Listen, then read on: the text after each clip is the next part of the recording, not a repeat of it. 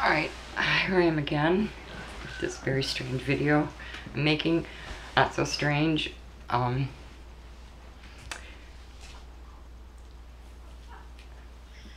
guess I left off with talking about my nuclear bomb experience, I call it, which I know now. My son and I, again, as souls, co-wrote the script. Now here's where our archetypes come into play and symbols, okay?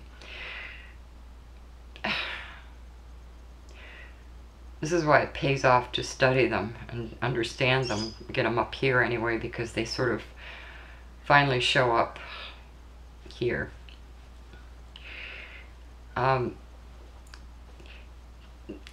All of my sons, their father was a very strong force in their lives. He was tall, he was powerful. He was 6'7". He was a very big man, and he presented to them, and also to me, you know, but especially to kids, a feeling of strength and safety. And two of my sons, my oldest and my youngest, both have experienced back problems, but Joey really had, around the age of 18, I noticed that he was having some severe back issues. His back was crumbling. His spine was crumbling. It was degenerating as though he were an old man. And he was having a lot of physical pain, to the point where he was in so much pain he was screaming. I remember doing massages on him because I had studied massage. That was one of the things that I studied after my husband, because I had actually gone and gotten massages to help me de-stress from the trauma of my husband. So, and I realized massage was a very healing thing, and so I studied it for a year and did it for people for free, because, you know, I was really good at it. I really felt it was a healing thing. So it's part of my journey at that time. But nothing helped my son's pain. Nothing was helping. So he was around 18 or 19, and I took him to the spinal surgeon up in Grand Rapids, Michigan, and they did an MRI, and they said that his back was the back of a 50-year-old man, and that he would be required that he get steel rods placed in his back to hold it up, and that each disc was degenerating slowly. And we went through all the processes of getting that ready to be done, but he was 18, and sometimes his back didn't hurt, and he said, I'm just going to let it go away by itself. And he was an adult at that point, and I thought, shit, you got to get this done. I don't want to do it, he said. So he didn't do it. Instead, he went on this long excursion to Bali.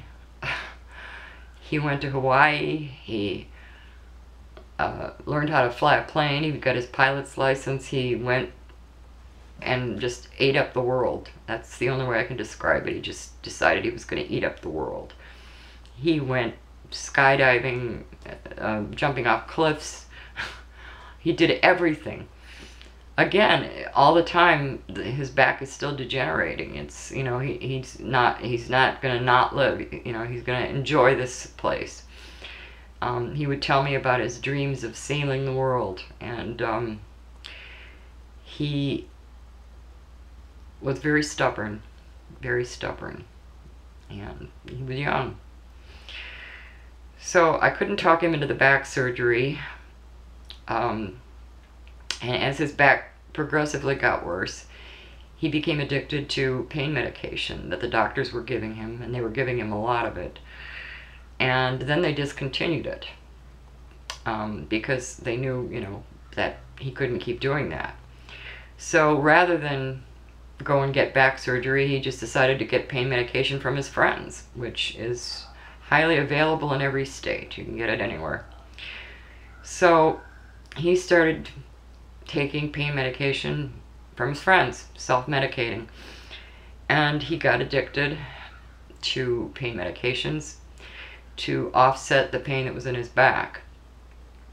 When I saw that he was doing that, and I'm saying this, I'm kind of fast forwarding a little with this, but I had to do what they tell you to do. I had to cut him off from my existence in this place. I had to say, look, you can't do this. I won't allow you to be around me if you're not following. You know, you can do it through a prescription, you can do it with a doctor, you can get your back surgery, but you can't just willy-nilly take. He was getting an allowance at the time from a trust that he had from his father's crossing, and he was using it all for pain medication, illegally, buying it, but from his friends and so-called friends. But again, you can get this stuff anywhere. I mean, you can get it out of grandma's cabinet, you know. So he was very stubborn, and unfortunately JOeY had a paradoxical response to the pain medication he was taking, usually OxyContin or other things that he could get. Didn't matter, just as long as the pain went away in his back, which was really severe at this point. JOeY would have a paradoxical response, whereas most people would just fall asleep on this stuff. JOeY would actually become manic. And I had to actually cut him out and do what's called tough love, which was the hardest thing I've ever done, and cut him out of my life. That was, and I was really, really nuts that I had to do that. I had to just say, you can't be a part of my life until you know, go back to the doctor and we take care of this. So that was, so he tried rehab, he did, and then he fell off the wagon again. Because the rehab in this state is, you know, and also the mental health in this state is just, it's in the dark ages. And a lot of it is archetypal to me now. I understand that the back is a symbol of strength. It's a symbol of holding us up. It's a symbol of the pillar of strength that kind of stands us all up. And I think JOeY's at a very deep level, I know this now, his back was crumbling because of his daddy. And JOeY and his dad were really, really close. And when you're dealing with missing someone, you're missing this power, this strength, it was collapsing. His back was like symbolically collapsing because of his dad. When his dad did transition into the light, JOeY was only 6. You know, and I used to say, what a thing for a 6-year-old to have death in his pocket like this, you know. So he was carrying that around for a long time. Plus he was watching this insanely grieving mother who was reading Joseph Campbell and acting crazy. So he went through a lot. But this was his script. And I realized that now. I didn't at the time. I just wanted to save my son. That's all I wanted to do. I wanted to save him from destroying himself. And of course that's very selfish in a sense, because now I know he's perfectly fine. But at the time, I didn't want his body to leave this place. And I told him one day, I said, you have 2 choices. If you continue this behavior of taking all this medication, you're going to either die or you're going to end up in jail. And he said, I know what I'm doing, you know, because he was young and he thought he knew what he was doing. At some point, well, we'll get to that later, but the first thing I want to say is, and I can compare because I've been through it, and I'm not disowning that other people haven't had experiences that have really knocked them on their butts. Of course, you know. But having a husband make that journey into the light is you know, your punch. It's like a punch, a pretty big punch, big one. But having your son cross and transition is, well, is every asteroid in the solar system hitting the Earth in comparison. And that's just for me. That it was every nuclear bomb going off and the whole Earth exploding. Nothing hit me as hard as that. In fact, that was my greatest fear, that one of my children would ever make that journey before me. That was my greatest fear, which I no longer have, because I've been through it. So that fear is gone. All fears are gone. I have no fear. JOeY was a musician. When he used his body, he could pick up any instrument and play it like he had known how to play it forever. He was funny. His essence was very much a prankster. He was a goofball. He was always following his brothers around. I used to have dreams about him when he was little, and I always dreamt of him dancing with tornadoes. Little tornadoes and him dancing in a field. That's how I saw his energy and essence. It was always that of, you know, he was a risk taker. He had no issues with jumping on a plane and flying to Bali and jumping off cliffs and meeting people and visiting the temples. He had no issues with flying over Hawaii and over the mountains and over the volcanoes and being a pilot. He had no fear of that. It was like he just jumped and took chunks out of life. So I know now he was just knowing that, I think that really deep down he knew that what his script was. He knew. But I didn't know it at the time. I didn't know that he knew. I just was surprised at, you know, how amazing he was. He used to quote from the Celestine Prophecy to me.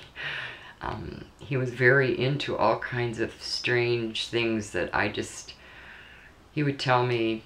Well, we'll get to that.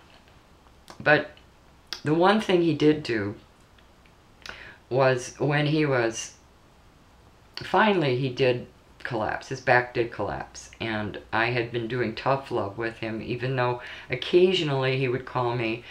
He got a hold of me and he'd say, I'm really, really hungry. And I knew he'd been using whatever money he had for drugs.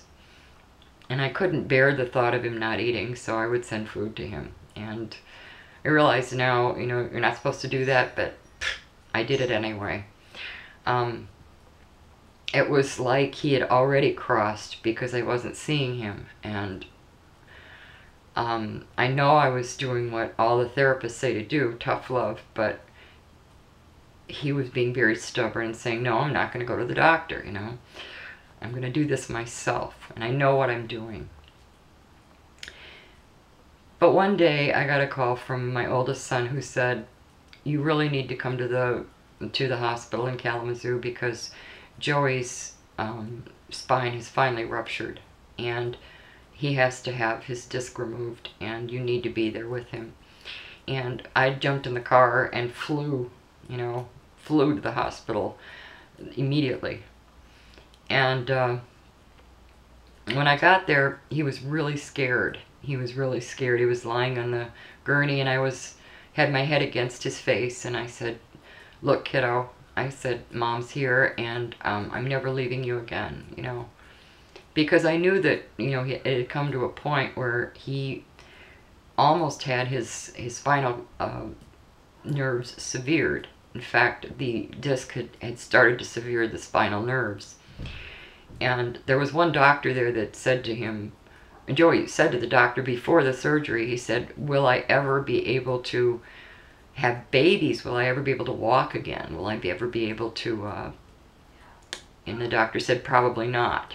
And I almost punched the doctor in the nose for saying something so stupid. This is the medical profession in its glorious dumbness. Before a kid goes into surgery. I mean, put that in his mind. Great idea. So he's really terrified now. So he went to the surgery, and when he came back, I stayed with him in his room at the hospital. I slept on a chair, and I was so exhausted. I really was unbelievably exhausted. Because I knew that he'd reached this point where he had to get surgery, you know.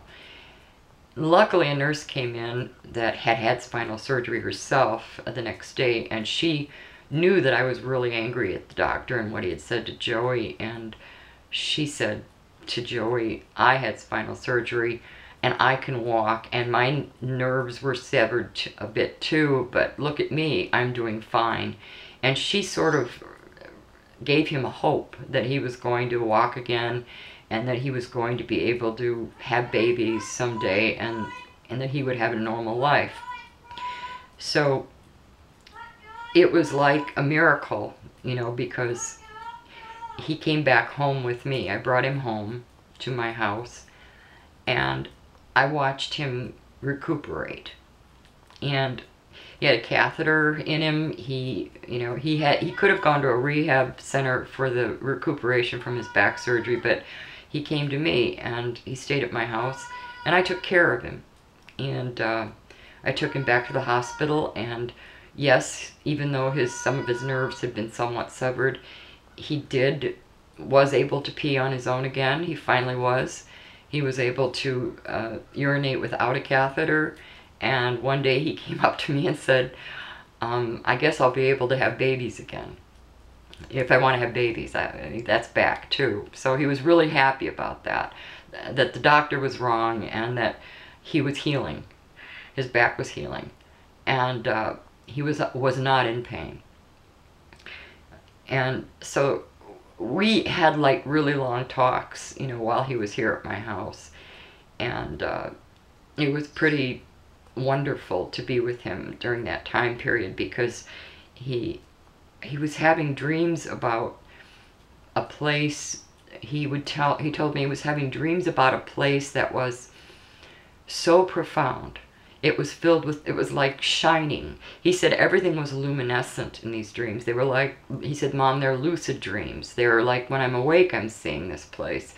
It's like everything's shining, it's luminescent. It's the most beautiful place ever. I can't believe I've experienced this place. And at the time, I didn't know what he was talking about. I thought, well, he's, you know, that's great. You know, I haven't had coffee yet. Tell me more. You know, let me get some coffee. Tell me more. But I didn't know what was going on.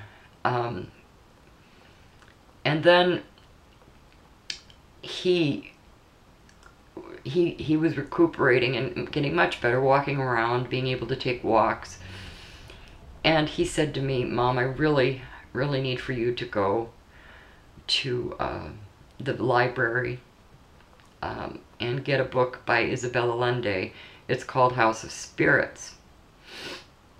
And in my next video, I'll tell you what that meant and what he was up to. It was a profound miracle that made me realize that all of us know deep down our story that we wrote. And he knew. And he was already starting to help me, even when he was still using his body. He was starting to help me with what was about to happen. So that's my next video, and I'll take a break now. Okay.